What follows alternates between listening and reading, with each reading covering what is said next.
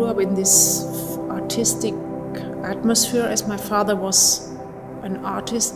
He came from Hungary in the early 20s to Paris to study art, and then when the Nazis came, he had to escape into this Saint Libre in the Côte d'Azur, as he was Jewish as well. So he came to Germany in the late 50s with this big package on his shoulders. So the whole atmosphere at home was already very heavy through this past.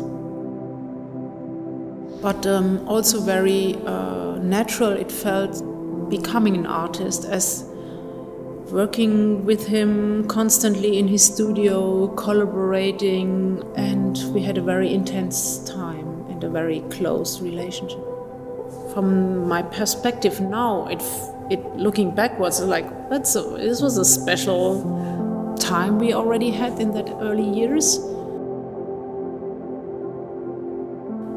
A friend of mine told me about this little school in Bavaria where you could learn wood carving for 3 years and make like a final exam where you are like a professional wood carver, and learning this technique from early on was like learning a language and how to write, but still not knowing what to write. And I think it took a long way until I developed my personality to really create inner cosmos and have an idea what I could write, and it still goes on.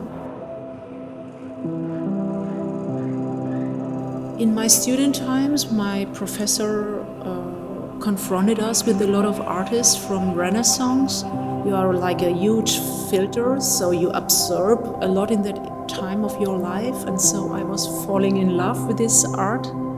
It was like a key point of my work that I was confronted with this art and this language. So I developed then my own language through this. Sometimes it's a distraction for me to create creatures. Sometimes it really comes from my daily life, as I take then people from my family or very close friends as a starting point to create a work. At the end, the work itself, it's much more than about their own story. It's the story of one's life, and it could be someone else as well. I see the kids, they have fun being involved. When I confronted them, if they would like to be part of a film, they were interested. They were a little bit lost as well, as we all went lost in the desert while we were shooting this film. But I think at the end it was part of the film and part of the story to be lost in that landscape as a child and in these characters.